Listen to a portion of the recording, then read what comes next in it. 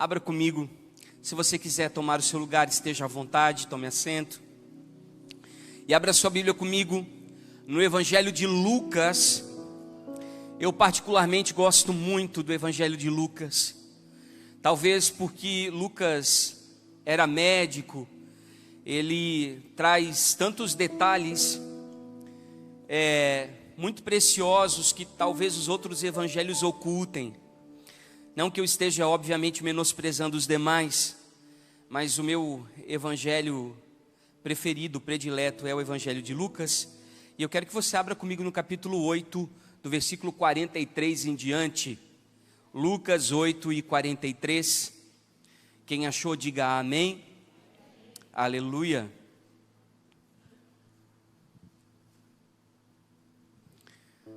Diz assim: E uma mulher que tinha um fluxo de sangue havia 12 anos, e gastara com os médicos todos os seus haveres, e por nenhum pudera ser curada, chegando por detrás dele, tocou na orla do seu vestido, e logo estancou o seu fluxo de sangue. E disse Jesus: Quem é que me tocou? E negando todos, disse Pedro e os que estavam com ele: Mestre, a multidão te aperta e te oprime, e tu dizes: Quem me tocou? E disse Jesus: Alguém me tocou, porque bem conheci que de mim saiu virtude. Repita comigo: virtude. Então, vendo a mulher que não podia ocultar-se, aproximou-se tremendo e, prostrando-se ante ele, declarou-lhe diante de todo o povo a causa por que ele havia tocado e como logo havia sarado. E ele lhe disse: Tende bom ânimo, filha, a tua fé te salvou, vai em paz. Amém? Curve sua cabeça. Espírito Santo da profecia, Espírito Santo da verdade, nós nos prostramos agora diante de Ti e submetemos o nosso espírito a sermos esticados e desenvolvidos pela Tua ação no nosso caráter. Nós dependemos de Ti, Senhor, nesta noite, para compreender a profundidade das Escrituras. Nós dependemos totalmente da Tua revelação, porque com os olhos humanos e naturais nós não conseguimos compreender, entender, mas quando o Senhor ensina, quando o Senhor doutrina, quando o Senhor mexe com o nosso coração, tudo fica mais claro, tudo fica mais evidente, e nós podemos então saber qual é a Tua vontade, que é tão boa, que é tão pura, que é tão reta, que é tão agradável, que é tão maravilhosa para o nosso caminho. Por isso nós estamos aqui, para sermos discipulados por Ti e aprendermos de Ti. Amém? Amém? Aleluia. Imagine que Jesus era talvez um vaso de honra, onde as pessoas olhavam para Ele, e nele não havia nenhuma beleza para que o desejássemos. Ele era um homem experimentado em dores, um homem sofrido.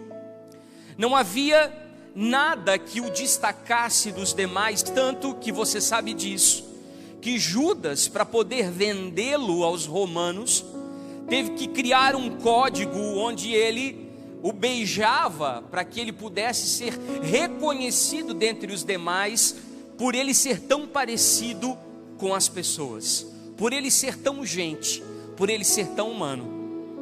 Então, por fora, Cristo, ele é esse vaso simples, esse vaso de barro, mas que dentro ele guarda um tesouro excelente, ele guarda a glória de Deus.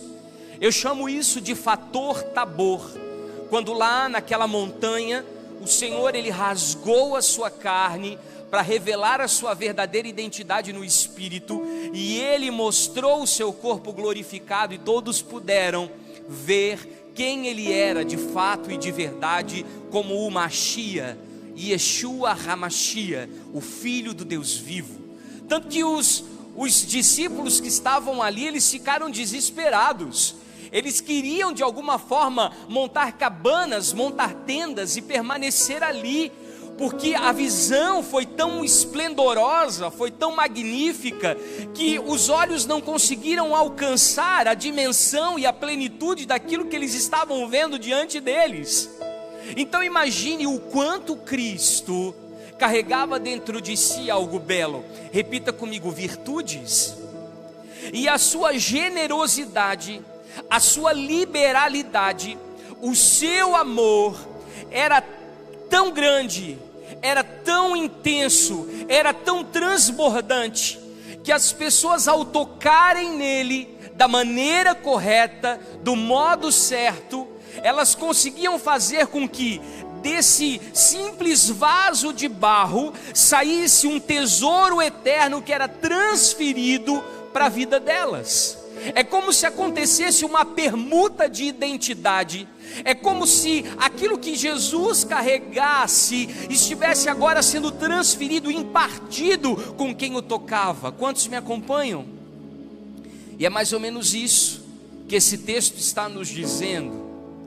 Agora, este é um ano de descida. Repita comigo: descer.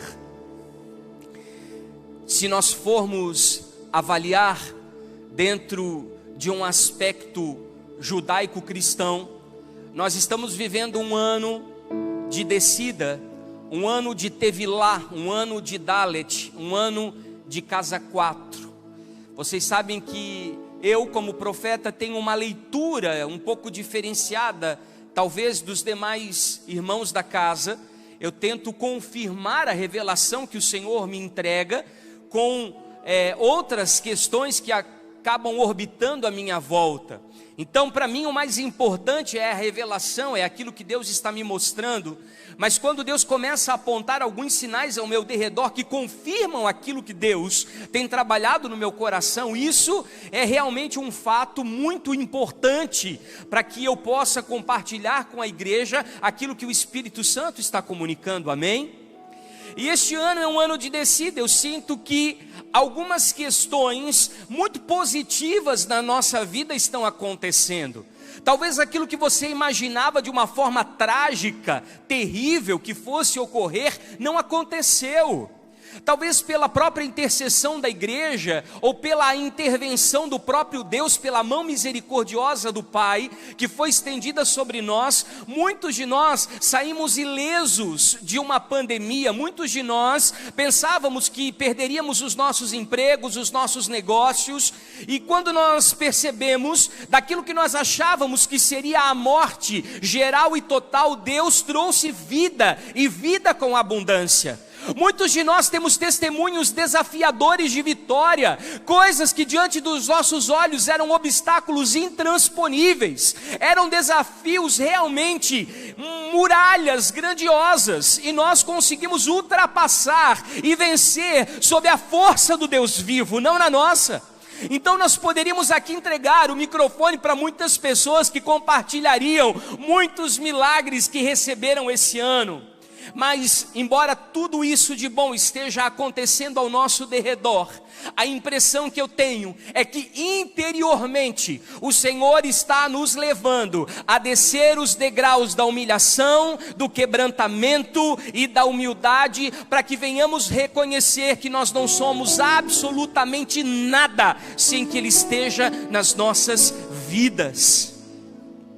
Eu não sei se você percebe isso, mas é como se Deus nos encurralasse, é como se Deus nos pressionasse, como se Ele permitisse que determinadas situações, assim aparentemente desastrosas, acontecessem diante de nós, para que nós pudéssemos ser tocados em áreas que nós não gostaríamos de ser tocados, para que nós pudéssemos ter coisas dentro de nós que mudassem de lugar.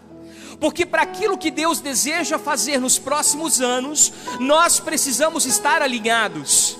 Cada um de nós recebeu uma promessa específica. Há uma palavra liberada da eternidade sobre nós que permanece viva, e independente do que aconteça no planeta, Deus não é homem para que minta, nem filho do homem para que torne atrás a sua palavra, e aquilo que Ele liberou sobre a sua vida irá se concretizar verdadeiramente. Se há uma esperança, é que nós crentes somos os únicos que entramos numa batalha certos da vitória, porque Ele nos dá além daquilo que nós pedimos ou pensamos, pelo seu poder que nós opera, que é o seu Espírito. Nós conseguimos entender que nem olhos viram, nem ouvidos ouviram, e nem chegou ao coração do homem aquilo que Ele tem preparado para nós.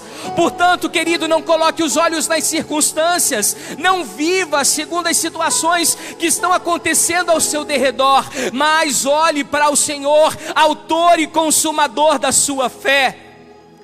Quando nós falamos de autoridade, a raiz da palavra autoridade é autor.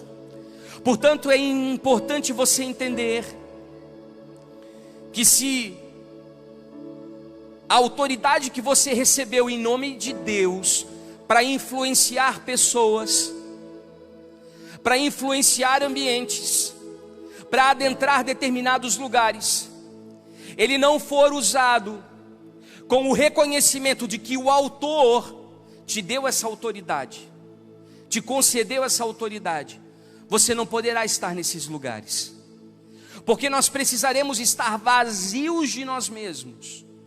Uma palavra grega chamada kenosis. Nós precisamos estar vazios e renunciar todo o nosso ego, toda a nossa prepotência, toda a nossa soberba, todo o nosso orgulho, em razão de nós vivermos aquilo que Deus tem para nós. Deus tem coisas grandes, quantos creem? Coisas maiores faremos. Entretanto, precisamos nesse momento entender que Deus está nos levando a determinadas situações que estão movendo o nosso coração intimamente para corrigir o curso da nossa caminhada. Porque se nós passarmos de fase, pulando processos, quando nós alcançarmos a estatura que Deus deseja, o patamar que Deus quer que nós alcancemos, nós não estaremos preparados para assumir esses postos que o Senhor irá nos colocar. Por isso o único caminho de subir é descendo. Por isso o único caminho de nós alcançarmos esse lugar é nós descermos. E eu vejo sim que Deus tem protegido muitos dos irmãos. Deus tem deixado com que nós venhamos esperar até ali os 49 do segundo tempo, na prorrogação. E a gente parece que vai sufocar, porque quando nós olhamos as incertezas, as dúvidas, humanamente falando, nós não conseguimos dar um passo à frente, porque parece que tudo está escuro. Mas mesmo assim, o Senhor vem com a sua bênção, vem com a sua prosperidade. Acontecem coisas conosco que nós mesmos ficamos surpresos, mas tudo isso acontece porque Deus está permitindo que determinadas áreas da nossa existência sejam tocadas. E você diz: eu estou entrando, pastor, num jejum e numa oração, porque isso é uma batalha espiritual. Pastor, eu estou agora me levantando para entrar num processo de 21 dias, onde eu vou jejuar e orar. Queridos, deixa eu lhe dizer uma coisa: quem está proporcionando isso na sua vida não é o diabo, é o próprio Deus que está sacudindo a sua vida, virando você do avesso, colocando você de cabeça para baixo, para que você seja sacudido nesse tempo e ser preparado para aquilo que Deus tem reservado mais adiante. Então, eu não estou ignorando os ardis de Satanás, eu não estou dizendo que batalha espiritual, guerra espiritual não são necessárias, mas existem determinadas experiências que nós vivenciamos com Deus, que nós sabemos que não é Satanás, é o próprio Deus nos peneirando, é o próprio Deus passando cada um de nós no seu filtro, no seu decantador. Ele está fazendo com que somente o extrato daquilo que é puro saia de nós. Quando nós fomos em Israel, nós conhecemos ali diante dos nossos olhos uma prensa de azeite, e nós vimos como as azeitonas das oliveiras, elas são pressionadas até que o óleo puro seja extraído delas. E eu quero lhes dizer que aquilo que Jesus viveu no Getsemane, talvez seja algo que mais se assemelhe com o processo de sermos espremidos, dessa prensa do Senhor, para extrair o que nós temos de melhor. E o Senhor está nos submetendo a isso. Na verdade, é o próprio Deus que está abalando nas nossas vidas aquilo que é abalável, para que aquilo que é inabalável seja estabelecido. Deus está tirando todas as coisas que são futilidades, frivolidades, são coisas de segunda ordem, e está colocando nas nossas vidas somente aquilo que efetivamente tem importância e relevância para os tempos que estão por vir. Por isso, áreas que eram tão boas para nós, áreas que eram tão confortáveis, elas estão sendo arrancadas de nós, porque elas nos deixavam fracos, nos deixavam vulneráveis. O nosso interior, o nosso caráter, ele estava em debilidade. Por isso que o Senhor teve que permitir que determinadas perdas, danos acontecessem em nós, para revelar e expurgar aquilo que de ruim existia dentro dos nossos corações. Porque você pode dizer para mim: pastor, eu sou um cara humilde. Talvez a minha maior virtude seja a humildade. Quando alguém lhe diz isso, você já percebe que existe uma pontinha de orgulho acontecendo nisso. Mas eu vou lhes dizer uma coisa: não existe humildade sem humilhação. Se você diz e declara que é uma pessoa humilde, mas você não está disposto a passar pelos processos de humilhação, então é sinal de que você precisa descer, sim, à casa do oleiro e ser amassado, para que a imagem do oleiro seja projetada em você como um vaso novo. Ou seja, Deus precisa reconstruir a sua estrutura, porque nós não podemos declarar que somos humildes se nós não formos submetidos a situações de humilhação. E quando nós falamos de humilhação, nós estamos falando, na verdade, do maior exame de contraste que um ser humano pode passar, para que dentro dele se revele o orgulho, a presunção, a soberba, a vaidade que ainda reside no seu coração. Sabe quando nós vamos fazer um exame e que o médico diz assim: olha, para que eu consiga enxergar exatamente o que está acontecendo dentro de você, eu preciso que você faça ali a colocação do contraste ali de forma endovenosa, para que a gente possa ter maior clareza no seu exame, conseguir observar onde está o problema. Quantos já fizeram exames assim? Isso é muito comum. Agora, quando nós somos humilhados, essa humilhação acaba sendo para nós esse exame de contraste que revela a nossa verdadeira identidade caída, que revela a nossa verdadeira natureza humana, que revela o Adão que ainda não se converteu, que revela a velha criatura, que revela as áreas que ainda necessitam de verdadeira conversão. Porque quando nós passamos por isso, nós entendemos em que lugar e em que fase das escadarias de Deus nós estamos transitando. Eu quero continuar trabalhando essa questão dos ídolos do coração, que o apóstolo Luiz Hermínio tem trazido com tanta habilidade no Espírito durante esses domingos, e eu quero trazer algo também para você hoje sobre o orgulho, porque o orgulho nada mais é do que o maior sintoma da sua rejeição. E eu costumo dizer que é como um pêndulo, ele é antagônico, ele é paradoxal. Eu queria que, de repente, vem cá, Cado, comigo. Isso, vem cá. Abre os braços aqui, isso. Por favor, ô Beta, vem cá comigo. Isso. Vem alguém da dança aqui comigo também. Fica aqui do lado e fica aqui do outro. Bom que você está de preto, já sei quem é que você vai representar. Gente, olha só. Quando nós somos rejeitados, como nós somos traídos, quando nós somos trapaceados, quando nós somos injuriados, quando nós somos caluniados, quando nós somos perseguidos, quando liberam palavras contrária sobre nós, a nossa grande tendência é, através da ira, nós nos vingarmos. E você pode fazer isso de duas formas. Você pode fazer isso de uma maneira ativa, ou você pode fazer isso de uma maneira passiva.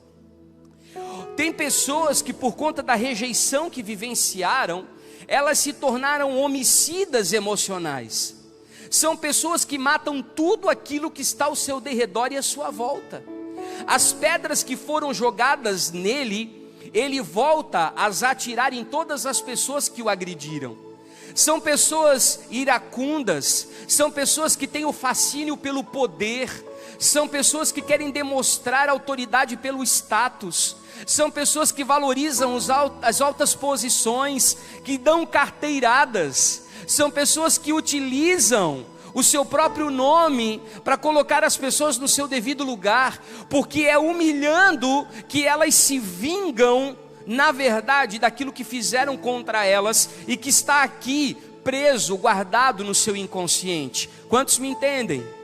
Agora, há outras pessoas que vão para aquilo que eu chamo de orgulho passivo. Eles se tornam suicidas emocionais, eles se tornam manipuladores, eles se tornam vitimizados, eles se tornam deprimidos, eles se tornam coitados, eles fazem de tudo para chamar a atenção e todos terem pena, porque ele quer ser tratado com mimos.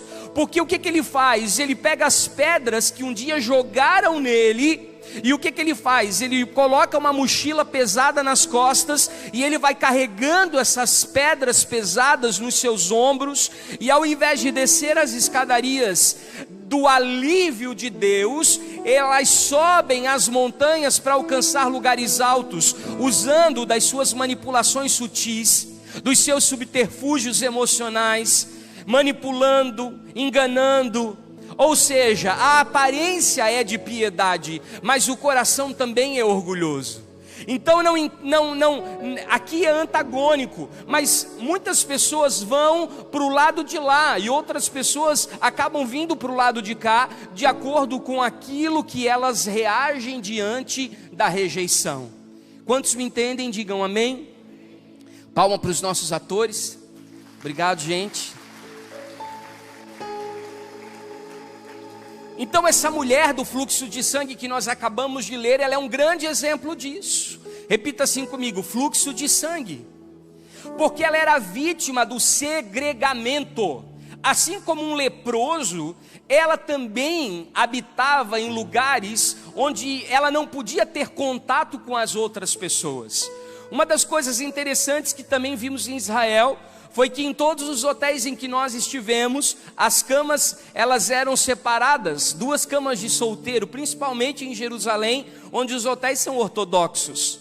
E uma coisa muito interessante é que isso acontece porque no período das impurezas, ou no período menstrual da mulher, o homem não pode ter contato com elas, então elas acabam indo para a outra cama para que o homem não as toque. Quantos me entendem em relação a isso? Então entenda comigo algo muito, mas muito especial. Deus, Ele está mostrando para nós que aquilo que é impuro em nós pode ser purificado, aquilo que é sujo em nós pode ser lavado, aquilo que é imundo em nós pode ser de alguma forma limpo, e nós podemos então ser livres, porque essa mulher, ela era conhecida como uma anidá, como uma impura, ou seja, ela não podia ter convívio social. Aquela mulher, ela passou por rejeição social, ou seja, ela não era mãe. Uma mulher que por 12 anos teve fluxo menstrual, ela não conseguiu engravidar. E para a cultura da época, uma cultura judaica, patriarcal, uma mulher que não tinha filhos, quando ela passava no meio de uma aldeia, no meio de uma comunidade, as pessoas comentavam entre si: lá vai uma mulher seca, ela é infrutífera, ela é improdutiva. E ela carregava essa rejeição social. Depois, ela carregava uma rejeição familiar, porque imagine, ela não podia ter contato com os filhos, e ela não podia ter contato com o próprio marido, por conta das impurezas. Quando ela também não tinha acesso nem mesmo à própria sinagoga, por conta da lei que fazia com que a rejeição eclesiástica não permitisse que ela tivesse acesso ao lugar onde a palavra de Deus, onde a Torá, ela era explicada, ou seja, ela era inclusive segregada, separada da própria comunidade de fé. Existia uma rejeição cultural, porque pela cultura ela era considerada uma mulher suja, imunda, tal qual um homem que tinha lepra precisava entrar no meio do povo gritando impuro, impuro, impuro, impuro, com as mãos sobre a barba. Uma mulher que tinha o fluxo de sangue, ela também precisava levantar as mãos e dizer impura, impura, e por onde ela ia passando, as pessoas iam se afastando dela. Imagine o quanto de rejeição, abandono, solidão, segregamento essa mulher transitou durante todo o processo da sua vida. E eu quero lhes dizer uma coisa: a rejeição, ela não aconteceu porque o seu pai te rejeitou. A rejeição, ela não aconteceu porque a sua mãe te rejeitou. A sua rejeição não aconteceu porque as pessoas que deveriam te amar não te amaram. A rejeição não aconteceu porque você tinha expectativas acerca de determinadas pessoas e essas pessoas não corresponderam àquilo que você aguardava. A rejeição não aconteceu porque as pessoas falaram mal de você, porque te perseguiram, porque te maltrataram. Não, a rejeição não aconteceu por isso, porque a rejeição já faz parte do pacote combo de uma coisa chamada o pecado original. Quando Adão ele caiu no jardim, toda a criação o rejeitou. Imagine que Adão, ele tinha sido construído exatamente à imagem do filho, à semelhança do pai e com o sopro do Espírito. E quando ele cai da graça, quando ele cai em pecado, aquela natureza que olhava para Adão e via o reflexo do Criador, via o DNA do filho, via as características do pai, via o Espírito se movimentando, agora não vê mais. Agora vê um homem vazio. Agora vê um homem totalmente caído, sujo, imundo. Imagine agora comigo que Adão poderia mergulhar profundamente com tubarões e não ser devorado. Adão conseguia tocar nos leões e não ser comido. Adão conseguia subir nos altos montes com os falcões e tocar nos seus ninhos sem ser atacado. Adão não precisava plantar para comer, porque a própria terra lhe dava do fruto. Adão, ele tinha uma forma de administrar e de cultivar, que era o avodá, que era a adoração naquele ambiente, que era algo completamente diferente. Mas de repente ele cai, e aquele leão já não o olha da mesma forma. Aqueles tubarões já não o vê do mesmo jeito.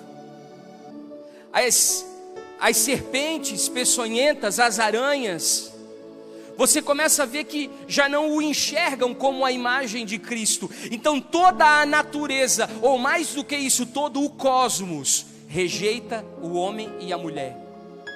E se não fosse apenas isso, o Pai os coloca para fora do jardim e fecha o portão com 2 anjos.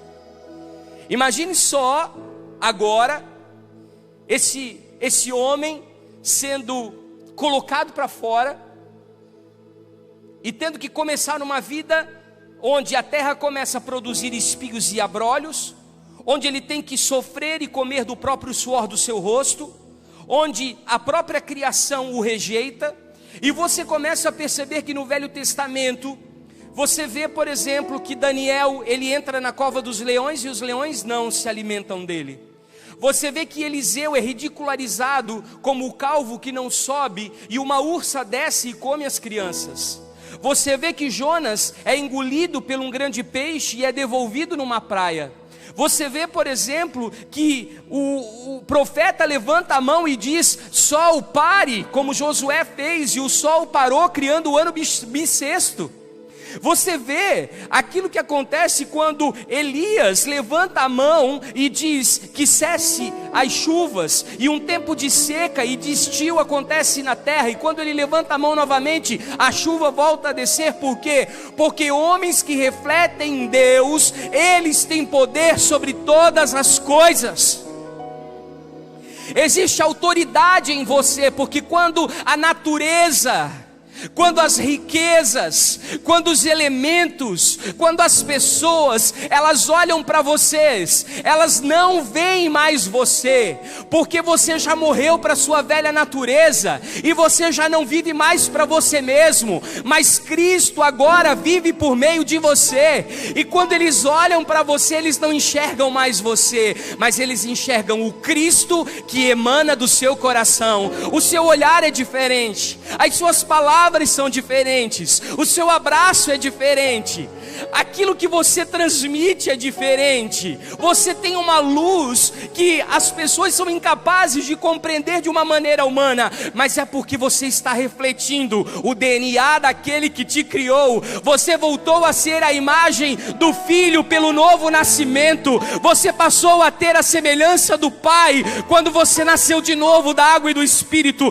E hoje o Espírito Santo de Deus, ele habita no seu coração. Os dons do Espírito estão com você. Os anjos, os seres alados, eles estão ao seu comando para fazerem aquilo que você levantar as mãos e dar uma ordem de comando no reino do Espírito, porque os seus pés estão cravados em dimensões celestiais com Cristo, em lugares de autoridade. Onde você disser que será curado, em si vai ser curado. Quando você disser será liberto, então será livre. Quando você disser será transformado, então tudo mudará.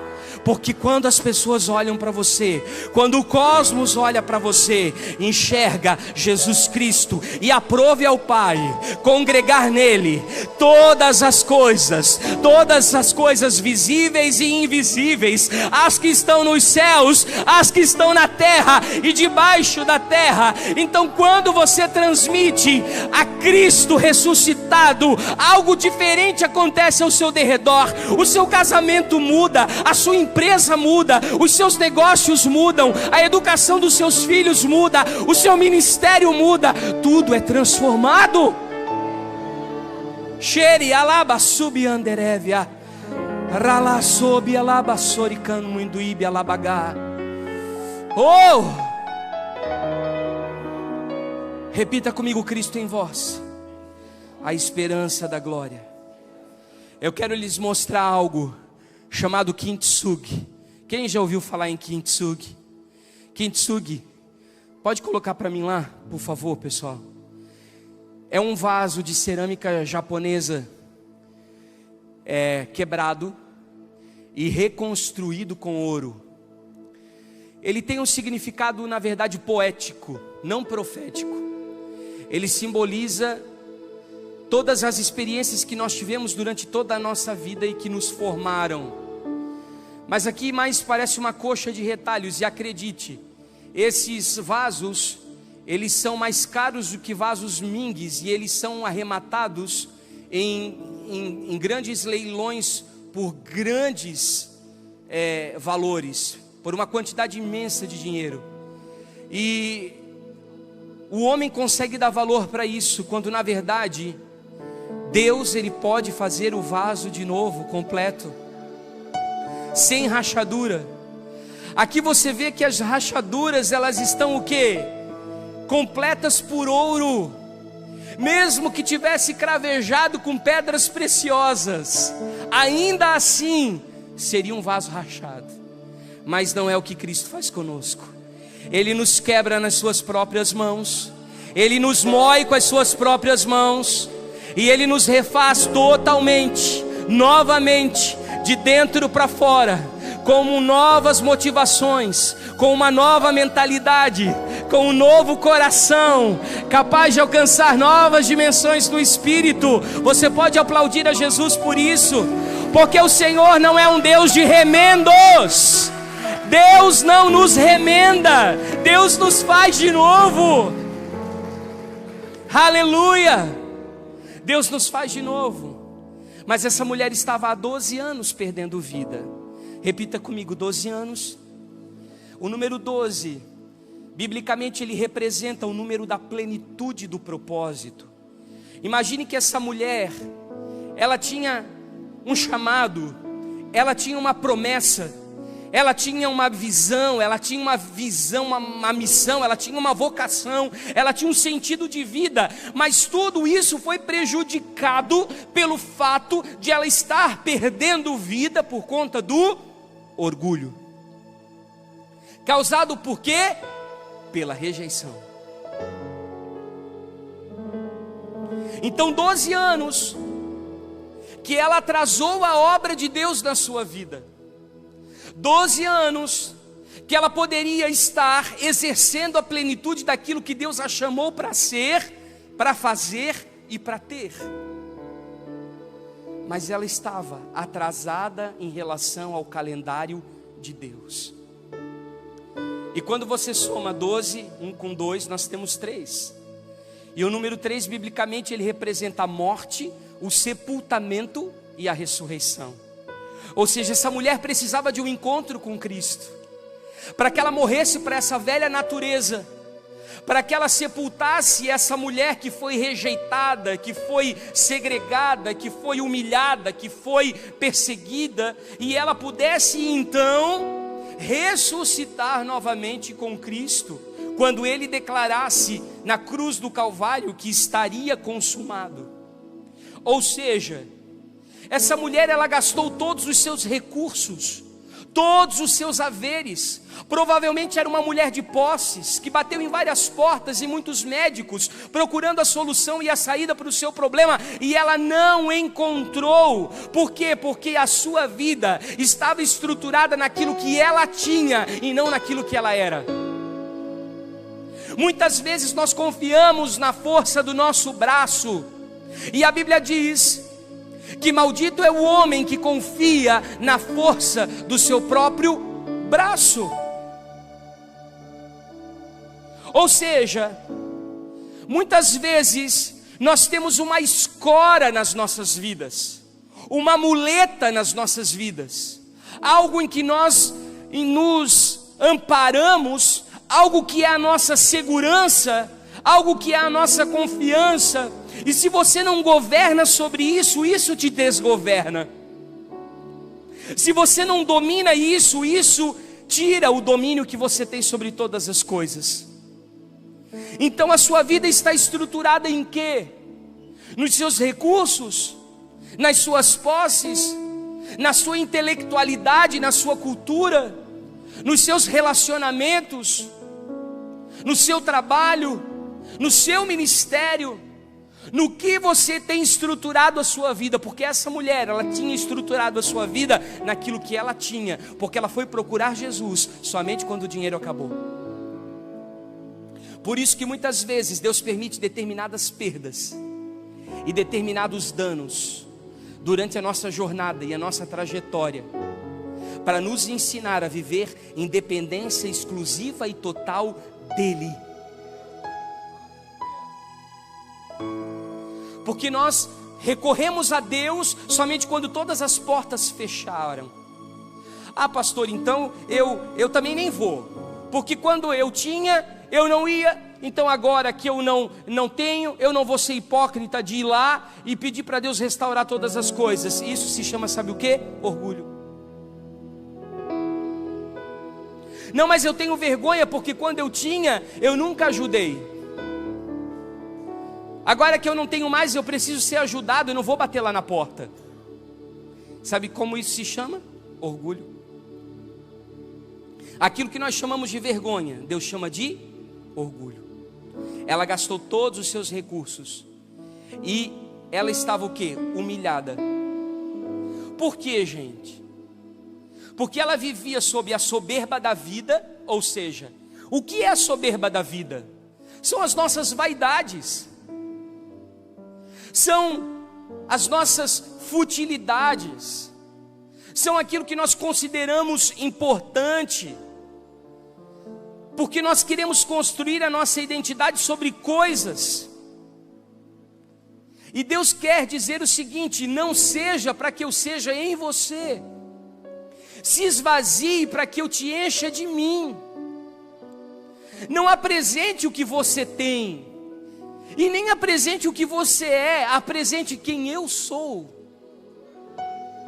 Quando Deus falou com Moisés, e Moisés disse: não, o faraó não vai me ouvir, o faraó não vai me escutar, ele não vai libertar o povo, isso é impossível. O que eu vou dizer para ele? Quem me enviou? Deus olha para Moisés e diz assim: Moisés, diga que eu sou.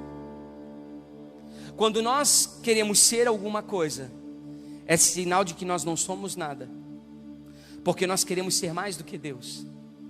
Muitas vezes nós queremos ser o Deus das nossas vidas, porque nós queremos permanecer no controle das nossas vidas. Nós temos tudo planilhado, nós temos tudo programado, nós temos tudo planejado. Eu não estou dizendo para você não ser uma pessoa organizada, eu não estou dizendo para você não ser uma pessoa de visão de longo prazo, eu não estou dizendo para que você venha estruturar a sua vida para o futuro, não, nada disso. Eu só estou dizendo que muitas vezes você está tão no controle da sua vida que Deus ele é obrigado a arrancar determinadas coisas de você para que você solte o timão e deixe o barco à deriva, porque os ventos dele é que vão te levar para o lugar certo. Você quer ter o controle de tudo? Isso é orgulho. Por que é orgulho, pastor? Porque se der errado você vai ficar com vergonha, porque você vai se sentir reprovado, porque você vai se sentir um nada. E essa mulher, ela era autossuficiente. Quando nós temos as nossas posses, quando nós temos a força do nosso braço, quando nós contamos com os nossos recursos humanos, pessoais, intelectuais, culturais, financeiros, quando nós temos realmente a estrutura da nossa vida bem acomodada, o que acontece? Nós nos tornamos autossuficientes. Nós achamos que não precisamos de comunhão, achamos que não precisamos perdoar, achamos que não precisamos estar com as pessoas, nos achamos melhores do que os outros. Nós sempre enxergamos as pessoas de cima para baixo. E o que acontece com a mulher do fluxo de sangue é que ela era vítima da justiça própria. Ou coisa difícil, quando nós queremos ser Deus, inclusive na hora de nos punir. Nós queremos ser Deus, inclusive na hora de nos corrigir. Nós queremos ser Deus até mesmo na hora do pai pegar o filho e colocar o filho ali para meditar, para pensar no que ele fez de errado. Essa mulher do fluxo de sangue, ela foi persistente e não obstinada. Repita comigo: obstinação e persistência. Há uma diferença muito grande em obstinação e persistência. Obstinado é alguém que já idolatra o alvo do seu objetivo, porque aquilo está conectado diretamente a ele provar para ele mesmo que ele pode, para os outros ao seu derredor e também para Deus. Porque por conta das feridas lá de trás e dos traumas que nunca foram sarados da rejeição, hoje ele construiu uma vida para provar para os outros que ele é o cara. Então nós precisamos entender que isso é obstinação. Obstinação é um pecado de idolatria. Agora a persistência não. Deus ele vai testar a persistência em você. E quando é que Deus persiste conosco? Quando Ele investe na nossa persistência. Simples. Nós vamos até um determinado momento da nossa vida, e dali nós esgotamos as nossas forças, esgotamos a nossa capacidade, esgotamos a nossa inteligência, esgotamos os nossos recursos, não tem mais nada para fazer. Então ali eu entendo que começa uma nova etapa de dependência de Deus. E mesmo sem sentir força, e mesmo sem ter vontade, e mesmo com os sentimentos dilacerados, e mesmo com a alma destruída, e mesmo com os sentimentos adoecidos, ainda assim eu continuo caminhando rumo àquilo que Deus me prometeu. Persistir é continuar sem sentimento. Persistir é acreditar que é possível. E ela tocou aonde, gente? Na orla do manto de Jesus. Sabe o que precisa se fazer para tocar na orla do manto de Jesus? Hein? Eu posso pedir para as meninas da dança virem aqui? Isso. Se vocês puderem trazer um pano, eu agradeço. Isso. Exatamente. Coloquem você como se fosse uma saia. Imagine que a orla do manto de Jesus fosse, na verdade, a barra da sua estola, da sua túnica. Você pode deitar, posso te pedir para fazer isso? Você pode tocar, deita mesmo, literalmente, cabeça no pó. Isso, esfrega bastante a cabeça aí. É isso que Deus quer, humilhação. Essa mulher, para conseguir ser curada, ela teve que se rebaixar ao pó.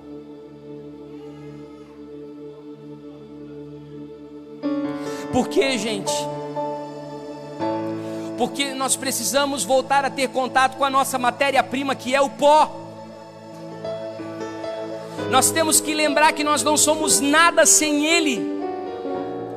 Nós temos que relembrar a nossa real condição.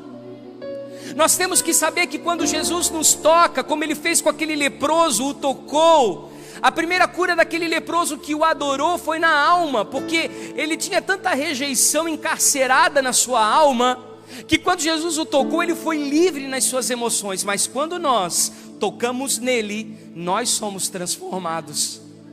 A nossa vida muda de rumo, a nossa vida muda de caminho. Por isso que ele disse: de mim saiu virtude, porque alguém reconheceu que não era nada. Diante de toda aquela multidão que estava preocupada com seus feitos, com seus milagres, com seus prodígios, com as suas maravilhas, teve uma mulher que comeu pó e se humilhou, a ponto de fazer com que dele se extraísse virtude. Show me asto bicamandu e bialasto rabaga.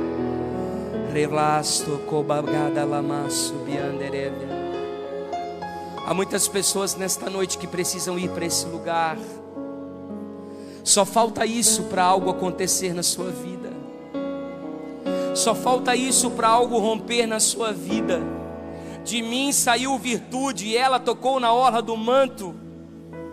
Ela não chegou olhando para Jesus face to face, cara a cara.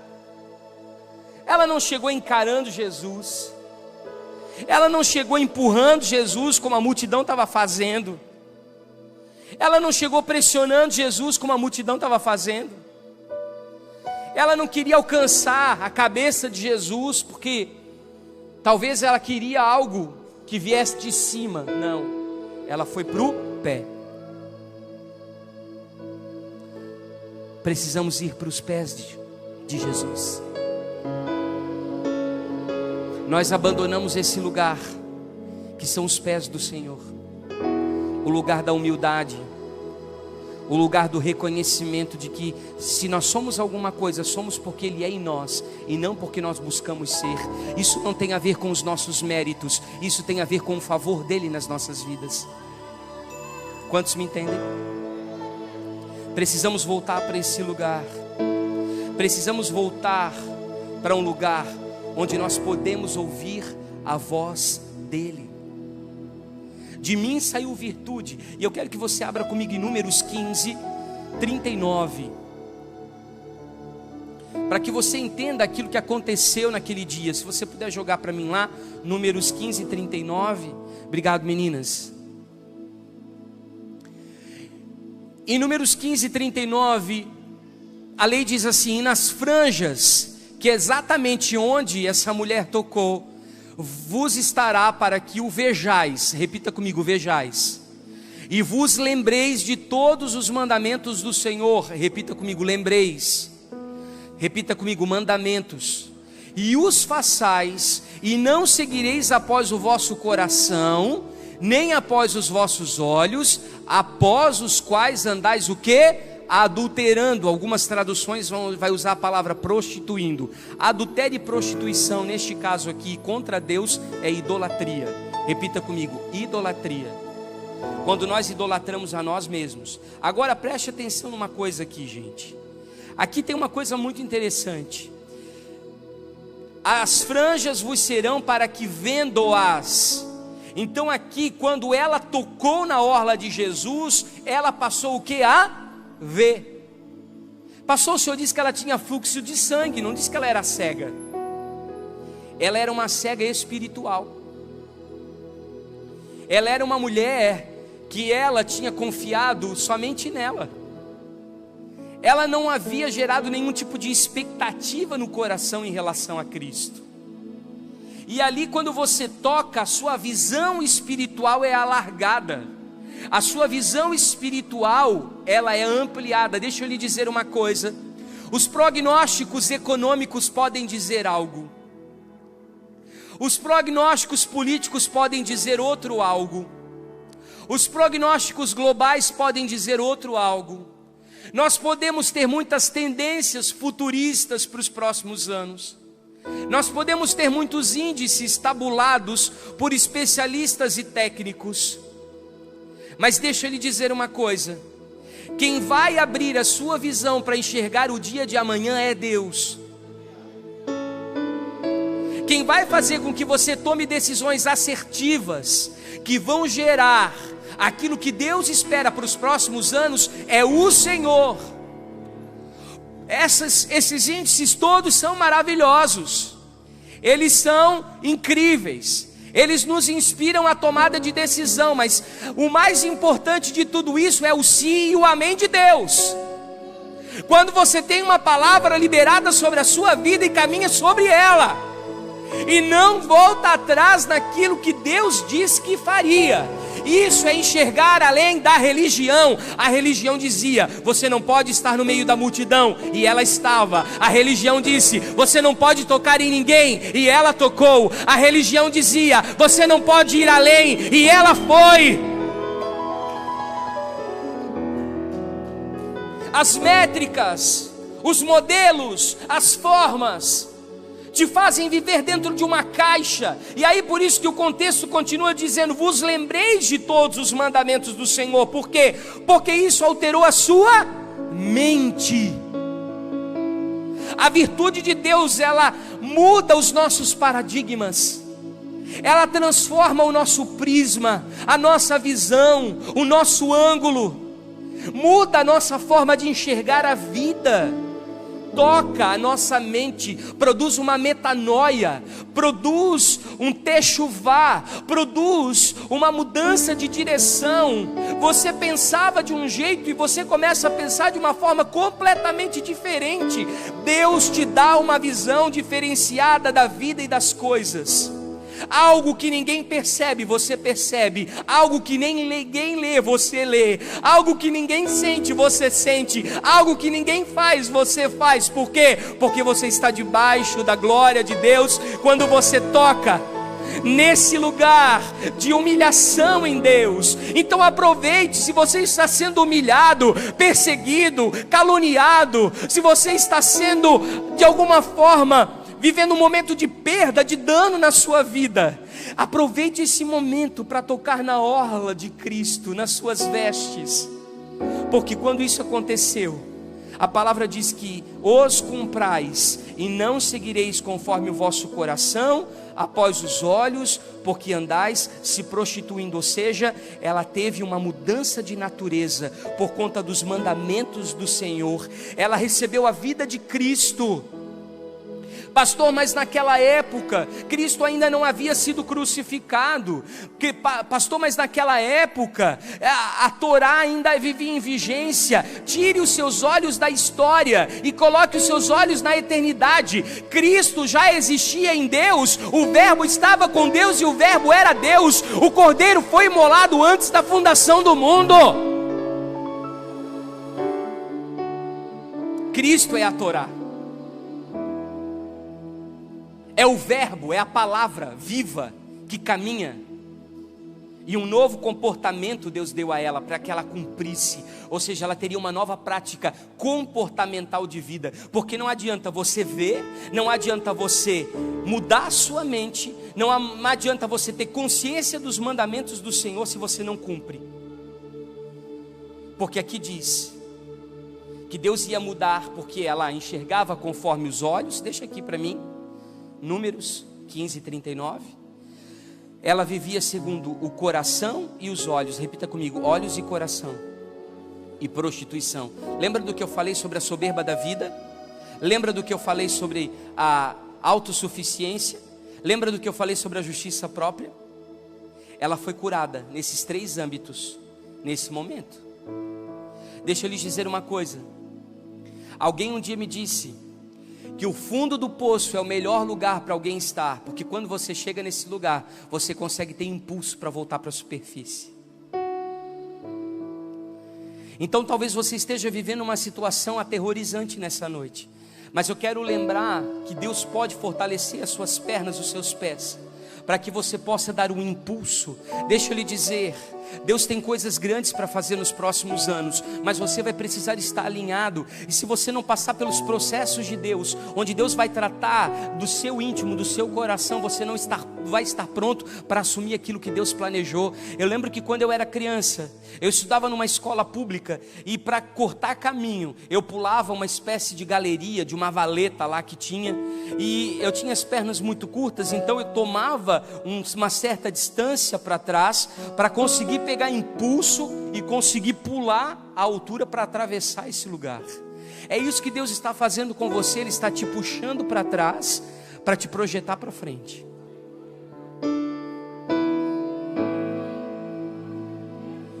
Às vezes é importante você dar alguns passos para trás, para que você tenha o impulso necessário para Deus te levar onde Ele quer. Deixa eu dizer, querido, Deus sempre deixou um modelo para antes de subir, descer. José desceu na prisão, desceu dentro da cova, desceu dentro da cisterna, desceu no porão dos egípcios, para depois subir como governador. Moisés, ele desceu do trono como filho da filha de Faraó, sendo criado na maior nação do velho mundo, com tutores que ensinavam química, física, matemática, já tinham inclusive universidades, mas ele desceu desse lugar, para ir para onde, gente? Para apacentar os animais do seu sogro Jetro, lá no deserto. Porque antes de subir você tem que descer. Davi, antes de ocupar o trono, ele cheirou a esterco de ovelha.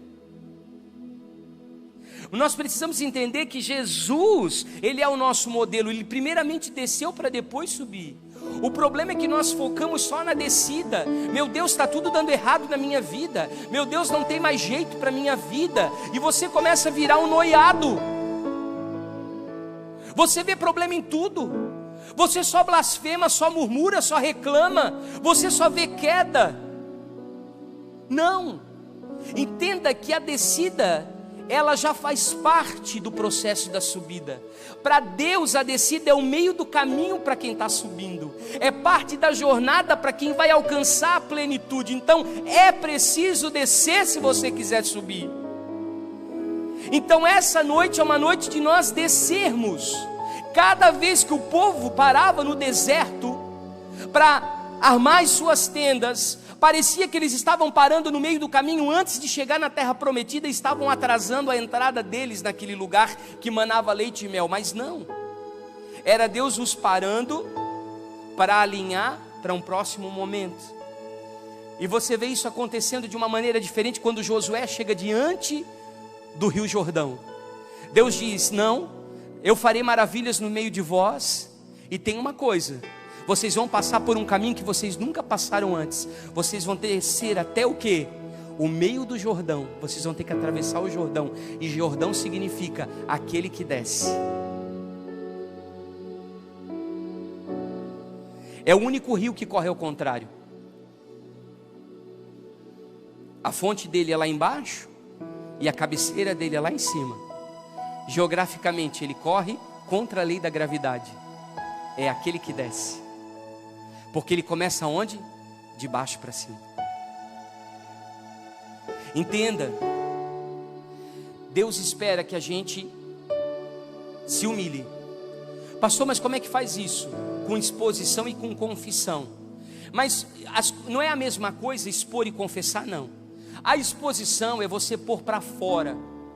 Às vezes você põe para fora porque você está com peso na consciência, porque você está com remorso, porque você sente culpa, porque você está com medo, até por falta de bom senso. Você abre a boca escancarada para falar porcaria para todo mundo. Isso é expor, é pôr para fora. Agora a confissão não. Você se propõe uma mudança. A Bíblia fala que aquele que confessa e deixa, esse alcança a misericórdia.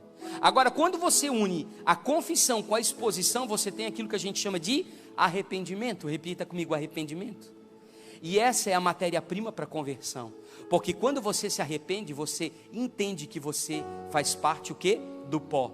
Quando as pessoas estavam arrependidas, elas rasgavam as suas vestes e elas pegavam o pó da terra e lançavam sobre as suas cabeças, para que elas entendessem que diante de Deus elas não passavam daquilo. Isso era uma maneira de elas exporem, de trazer a luz, de elas se liberarem, de elas se curarem. Jesus perguntou: quem me tocou? E aquela mulher estava disfarçada. Repita comigo: disfarce. Como é que ela conseguiu entrar no meio daquela multidão? Porque ela precisava gritar imunda, ela precisava gritar suja.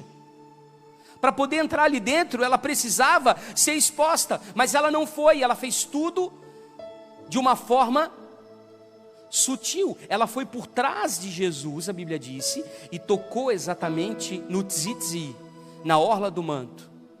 Deixa eu dizer uma coisa para você. Muitas vezes esses nossos disfarces são os nossos orgulhos, porque o orgulho nada mais é do que uma blindagem para a gente não ser ferido novamente. Eu vou falar isso de novo.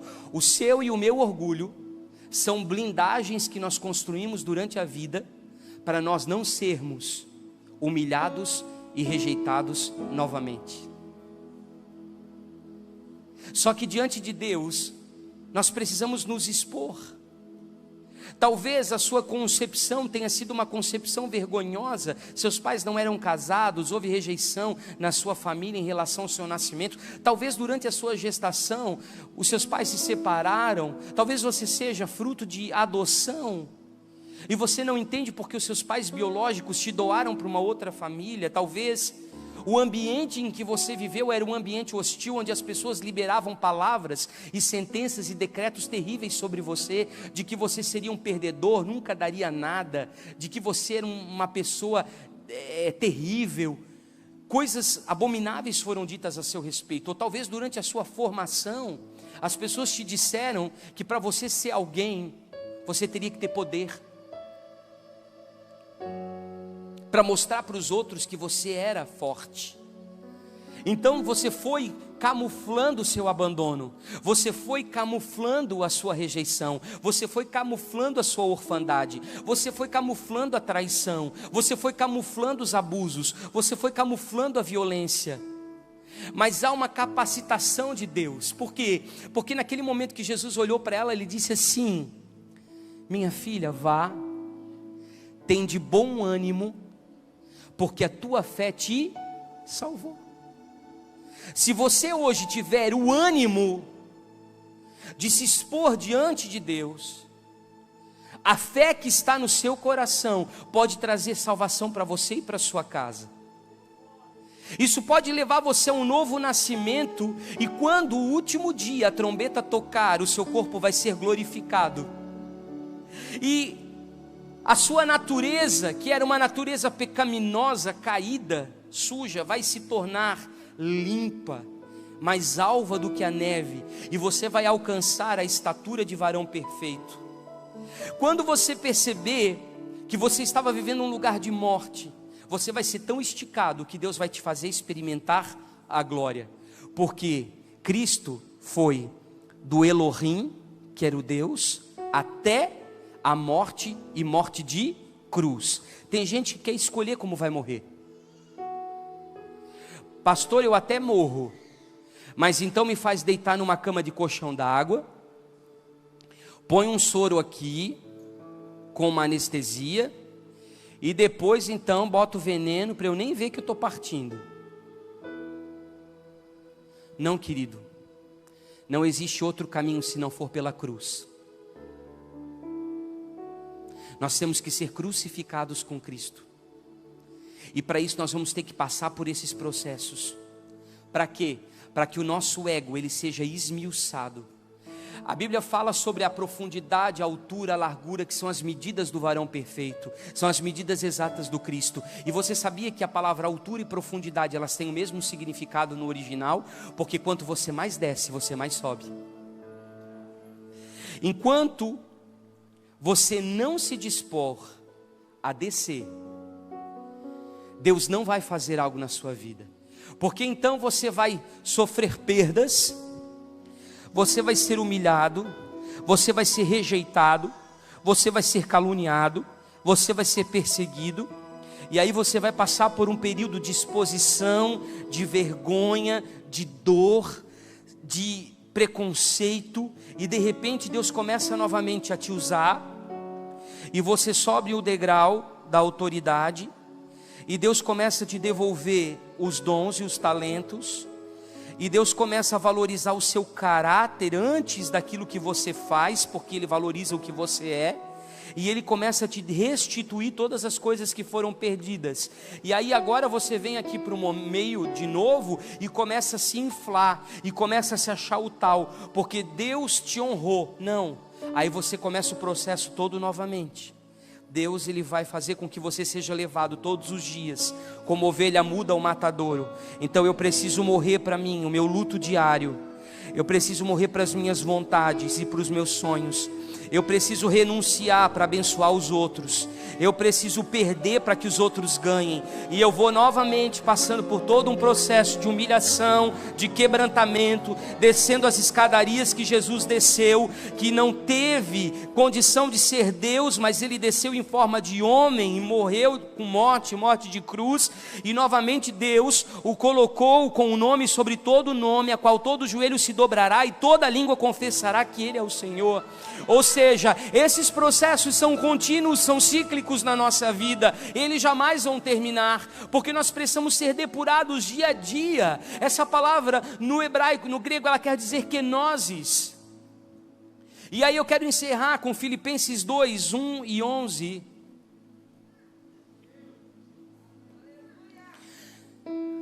Filipenses 2, 1 e 11.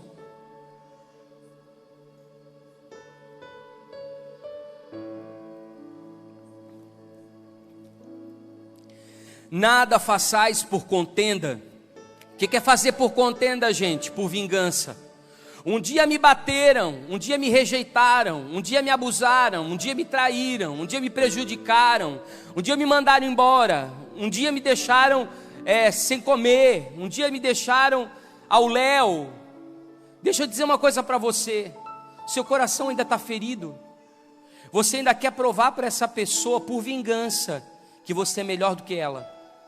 Ou talvez você esteja crescendo ou por vanglória. Sabe o que é crescer por vanglória? É orgulho, é a atração dos olhos, é a vaidade, é o poder, é a caneta na mão, é a carteirada, é o status de uma condição que Deus te deu pelo favor dEle. Deixa eu lhes dizer uma coisa: mas façais por humildade. Repita comigo: humildade. E diz assim: pastor Jackson ensinou no culto de domingo que não existe humildade sem humilhação. e cada um considere os outros superiores a si mesmo. Como eu vou ter que considerar a pessoa que me violentou superior a mim? Vai. Eu vou ter que considerar o meu inimigo superior a mim? Vai. Eu vou ter que considerar a pessoa que me traiu superior a mim? Vai. Eu vou ter que considerar as pessoas que me perseguem, que me caluniam, que tentam puxar o meu tapete, maiores do que eu? Vou. Eu vou ter que considerar os meus inimigos mais do que eu? Vou. Isso é cristianismo. Raiz. Qualquer outra coisa é Nutella. Se você quiser viver um cristianismo verdadeiro, você vai precisar fazer isso. Porque quem está em Deus não tem inimigos, tem cooperadores para o propósito. Porque essas pessoas te perseguem tanto, te batem tanto, que você acaba ficando parecido cada vez mais com Jesus. Que olhou da cruz e disse: Pai, perdoai-os, porque eles não sabem o que estão fazendo. E aí, quem ele pensa que é para me tratar desse jeito? Você já viu essa frase aí? Quem essa pessoa pensa que é para falar comigo dessa forma?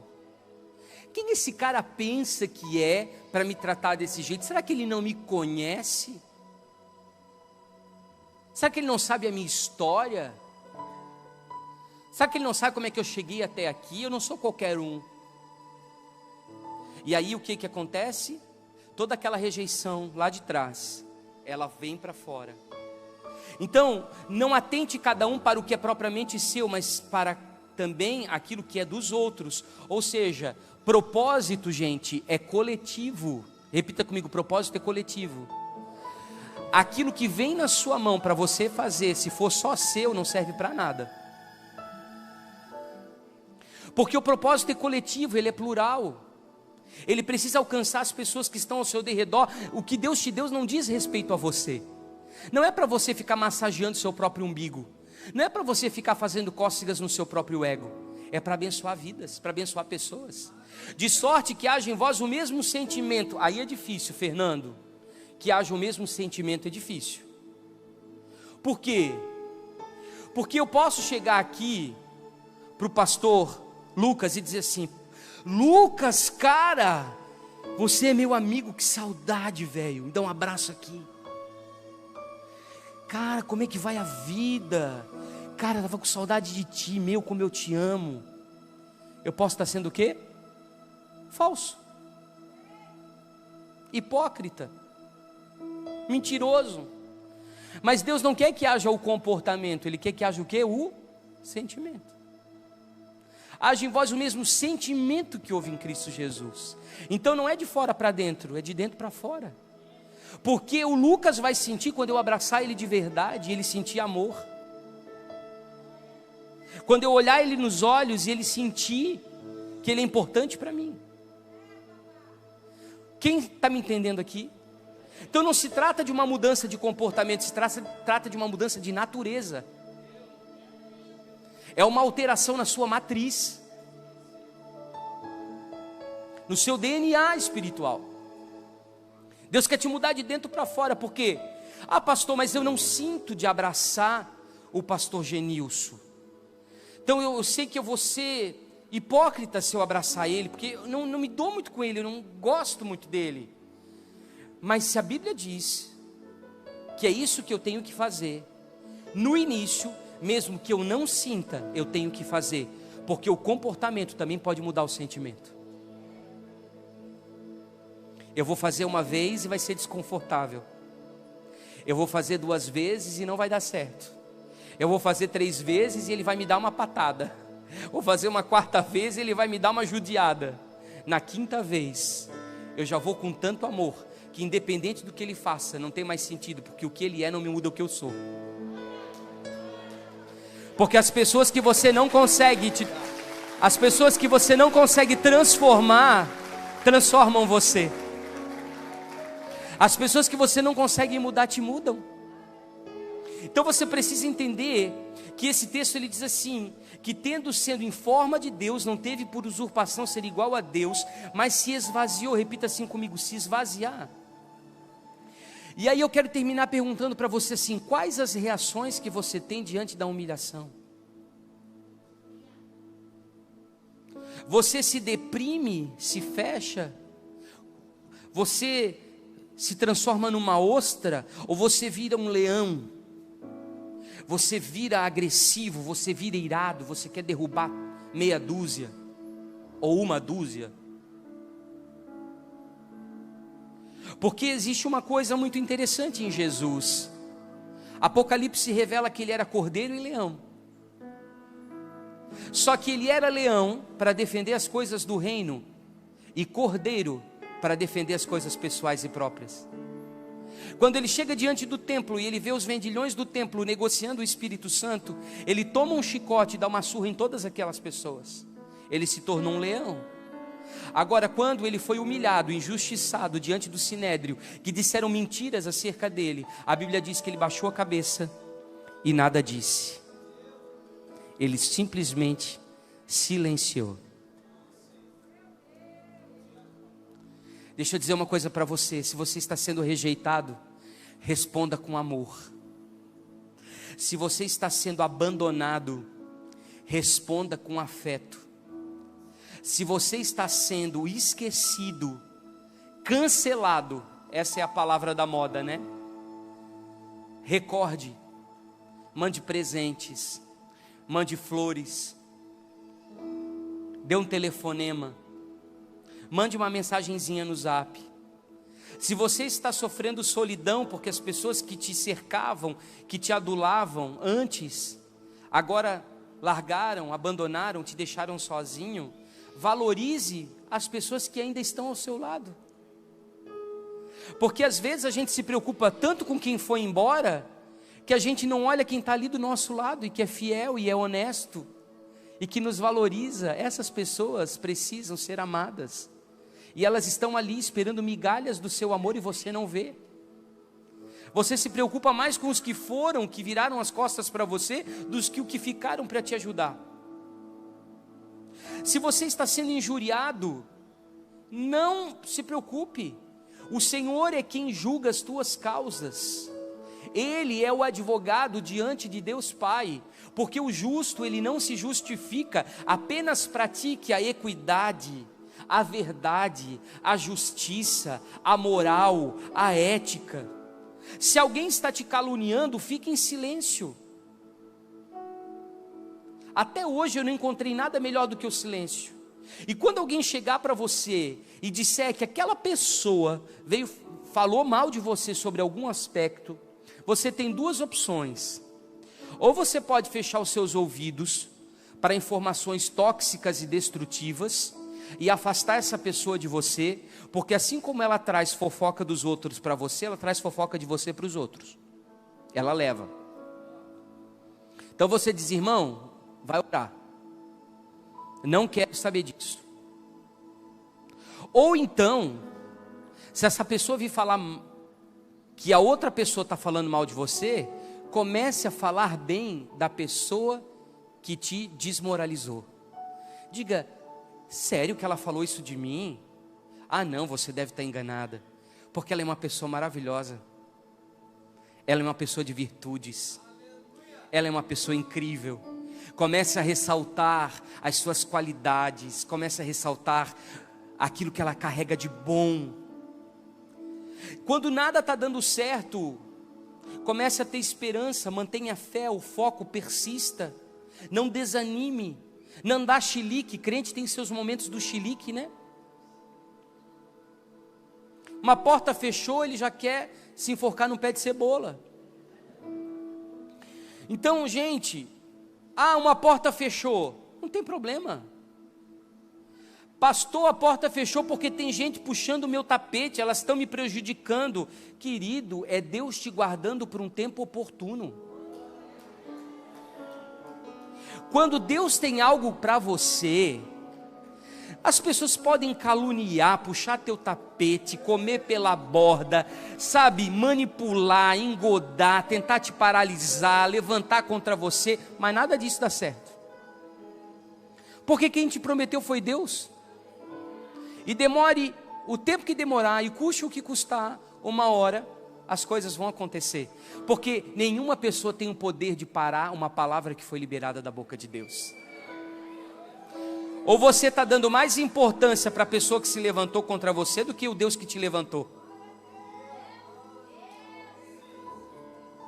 A pergunta que eu te faço é essa. Ah, pastor, mas eu estou sendo alvo de difamação. Olha, isso é orgulho, tá? E daquele outro lado da vitimização, porque você acha que o globo terrestre está contra você. Que todo mundo se levanta contra a sua vida. Calma, você não é o centro das atenções. Tem muito mais gente para a gente falar mal no Instagram, no YouTube, enfim. Então deixa eu falar uma coisa para você. Se você está sofrendo difamação, não se defenda. Não se defenda. A verdade, ela subsiste e um dia ela aparece. Pastor, mas eu estou sofrendo fortes críticas. Está me machucando. Fale bem de quem te denigre. Projete quem te denigre. Facilite para quem te denigre. Abra as portas para quem te denigre. Ponha tapete vermelho para quem te denigre. Faça o seu melhor e sirva, coma pó para quem te denigre. Pastor, mas eu estou sendo perseguido. Bom, existe uma bem-aventurança. Aqueles que são perseguidos pelo nome de Cristo, eles serão exaltados. Sabe por quê, gente? Depois dessas ministrações todas do pastor Luiz, teve uma segunda que eu levantei muito mal. E eu mandei um áudio para ele, eu comecei a confessar os meus pecados. Eu disse, pastor, desses 2 anos para cá, eu vi o quanto soberbo, orgulhoso, vaidoso, competidor, ciumento, invejoso, tanta coisa ruim que tinha ainda dentro de mim e que precisava ser limpo, áreas que eu precisava morrer, tudo por conta, pastor, daquelas rejeições lá do passado que ainda estavam vivas, que eu já tinha passado por tanta cura interior que nem interior eu tinha mais, e eu achava que já estava tudo resolvido. Meu irmão, pecado, ele só é vencido com exposição e confissão, porque ele precisa ser expurgado e ele só sai pela boca. Você e eu precisamos ser honestos com a gente mesmo, porque Deus já sabe como a gente está, Ele já conhece o nosso estado, Ele só precisa que agora a gente venha fazer o que está escrito em Tiago capítulo 4 versículo 10, e aí eu encerro. Tiago 4:10, por favor, lá no telão. Se você tem Bíblia, abra comigo.